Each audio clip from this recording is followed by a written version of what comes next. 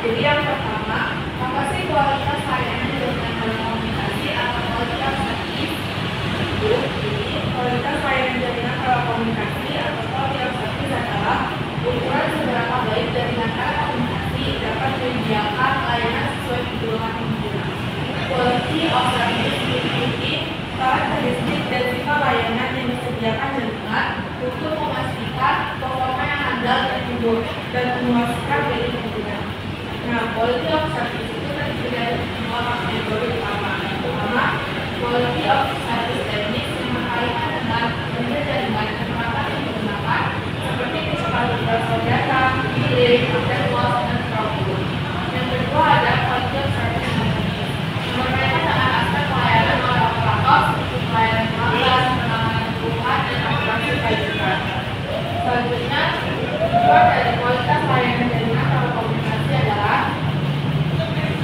untuk memastikan layanan yang handal dan berkualitas kepada pengguna. Quality of service juga bertujuan untuk meningkatkan kepuasan pengguna. Nah, kedua poinnya adalah yang pertama, memastikan aplikasi kunci dan jenis lalu lintas mendapatkan prioritas. Yang kedua, menjadi data penting mendapatkan value yang dibutuhkan. Yang ketiga, mengurangi dampak kemacetan pada kinerja jaringan. Yang keempat, memenuhi persyaratan lalu lintas dari aplikasi sensitif seperti keselamatan dan video real-time. Yang terakhir ada mencegah penurunan kualitas yang disebabkan oleh paket loss, penundaan, dan jika. Selanjutnya, parameter utama kualitas layanan jaringan telekomunikasi. Beberapa parameter teknis yang sering digunakan untuk mengukur kualitas aplikasi jaringan telekomunikasi antara lain adalah bandwidth yang sering digunakan sebagai suatu sinonim untuk kecepatan transfer data, yaitu jumlah data yang dapat dibawa dari sebuah titik ke titik lain dalam jangka waktu tertentu atau umumnya dalam detik. Yang kedua ada throughput, yaitu kecepatan efektif transfer data yang berhasil sampai ke tujuan dalam satuan bit per detik. Throughput juga menunjukkan jumlah paket data yang berhasil dikirim dalam interval waktu tertentu. Beberapa faktor yang mempengaruhi bandwidth throughput yaitu antara lain hierarki jaringan, tipe data yang ditransfer, banyaknya pengguna jaringan, topologi jaringan, spesifikasi komputer client user, spesifikasi server komputer, statistik, jam, dan lain sebagainya. Selanjutnya ada packet loss, yaitu jumlah data yang hilang selama proses pengiriman biasanya disebabkan oleh kemacetan jaringan atau gangguan lainnya. Packet loss yang tinggi menurunkan kualitas layanan.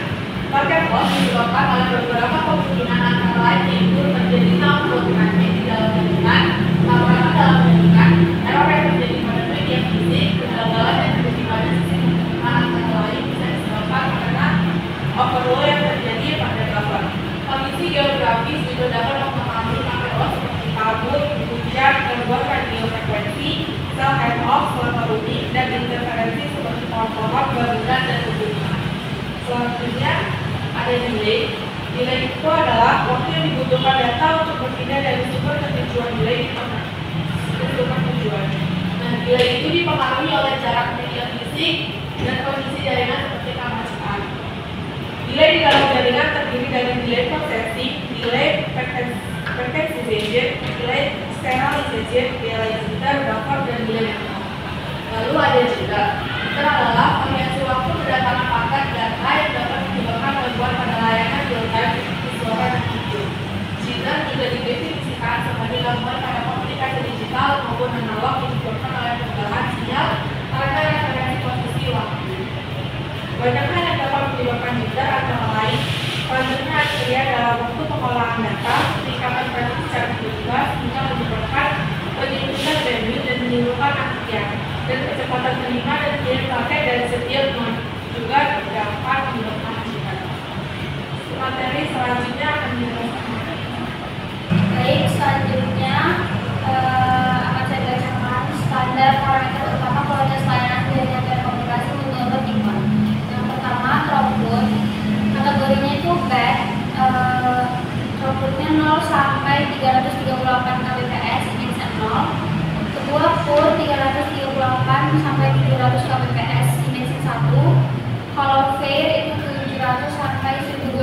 Mbps indeksnya 2. Good 1200 sampai 2,1 Mbps indeksnya 3. Excellent di atas 2,1 Mbps indeksnya 4. Yang kedua ada pakai close.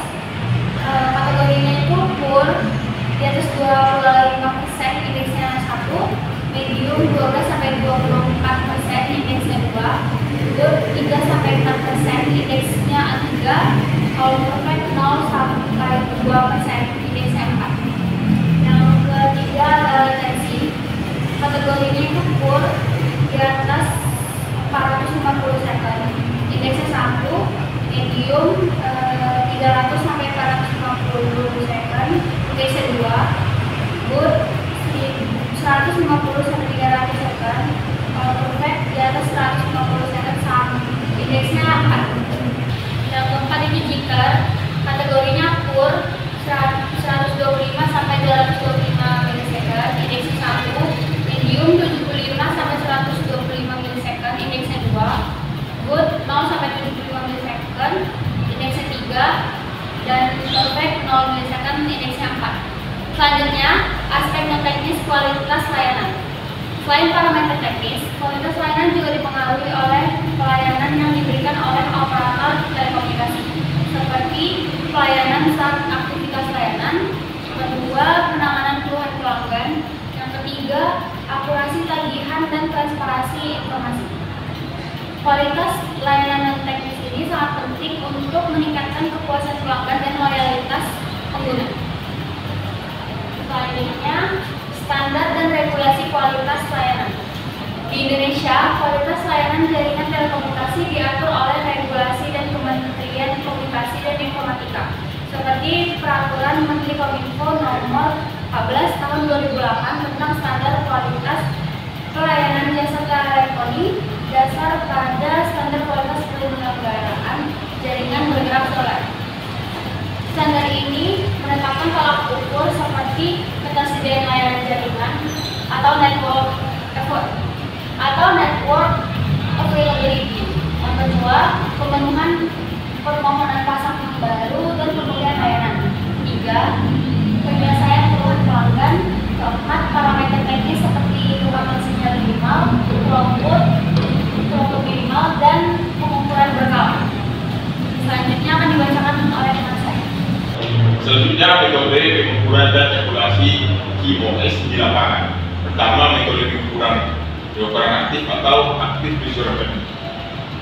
Metode ini mengirimkan rapid test, misalnya menggunakan link, threshold, hyper, alat simulasi voice atau video untuk mengukur parameter QoS seperti latensi, pakai loss, throughput, dan jitter. Yang kedua, pengukuran pasif atau pasif visual revenue. Pengukuran pasif memantau lalu lintas jaringan yang ada menggunakan alat seperti network monitoring system atau NMS, pakai analyzer atau WhatsApp, dan analisis flow atau network effects untuk mengukurkan statistik QoS. Selanjutnya kedua, alat pengukuran. Alat pengukuran meliputi yang pertama DIM, threshold, dan MTR atau my threshold. Selanjutnya IR dan Deeper. Selanjutnya network monitoring system seperti JetBix, IRTQ, dan SolarWind. Lalu pakai analyzer atau WhatsApp, traffic generator atau estimator, dan RTM atau application performance monitoring tools. Yang ketiga, evaluasi. Membandingkan metrik QoS yang diukur dengan standar industri, SLA, dan ekspektasi pengguna. 2. Menganalisis tren kinerja dari waktu ke waktu. Yang ketiga, mengidentifikasi penyebab masalah QoS. Yang keempat, memastikan efektivitas mekanisme QoS yang diimplementasikan. Dan yang terakhir, menggunakan metrik subjektif atau survei pengguna dan QoS scoring untuk melengkapi data teknis. Selanjutnya akan dijelaskan oleh teman saya. Selanjutnya adalah mengapa pelajar sekarang itu penting. Yang pertama, untuk diversifikasi aplikasi jaringan saudara untuk berbagai aplikasi dengan kebutuhan quality of service yang berbeda. Misalnya kayak streaming video membutuhkan bandwidth tinggi dan juga rendah. Sementara transaksi keuangan membutuhkan keandalan tinggi. Selanjutnya ada ekspektasi pengguna. Pengguna mengharapkan pengalaman yang mulus dan berkualitas tinggi untuk semua layanan yang mereka gunakan. Selanjutnya ada efisiensi jaringan. Quality of service membantu mengoptimalkan penggunaan sumber daya jaringan yang terbatas dengan memberikan prioritas pada lalu lintas tinggi. Selanjutnya ada monetisasi layanan. Penyedia layanan dapat menawarkan tingkatan layanan yang berbeda dengan jaminan quality of service yang berbeda, memungkinkan model bisnis yang lebih beragam. Lalu yang terakhir ada persaingan. Quality of service yang baik menjadi pembeda kompetitif di pasar telekomunikasi yang semakin padat.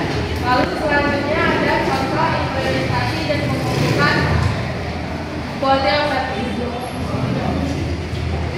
Penelitian dan pengukuran quality of service biasanya dilakukan dengan mengamati parameter-parameter teknis di lapangan menggunakan alat monitoring seperti Alus Meter dan Access Demo. Contohnya analisis quality of service pada jaringan KSGPA di Semarang, mengukur bandwidth, throughput, pakai OS dan delay untuk menilai kualitas jaringan 3.5.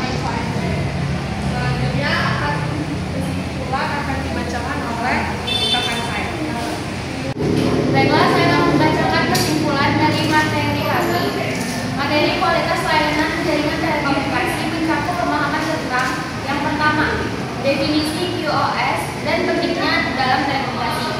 Kedua, parameter teknis utama seperti throughput, packet loss, delay, dan jitter. Ketiga, aspek non-teknis pelayanan pelanggan. Keempat, regulasi dan standar yang mengukur kualitas layanan. Kelima, metode pengukuran dan evaluasi QoS di lapangan. Secara keseluruhan, QoS yang baik adalah kunci keberhasilan penyediaan layanan telekomunikasi dalam mempertahankan pelanggan, mendukung aplikasi yang semakin beragam dan muncul, serta memastikan keandalan dan ketersediaan jaringan. Investasi dan pengelolaan QoS yang efektif menjadi diferensial penting di pasaran telekomunikasi dan yang kompetitif. Pemahaman dan penerapan materi ini sangat penting untuk memastikan jaringan telekomunikasi dapat memberikan layanan yang memuaskan dan andal bagi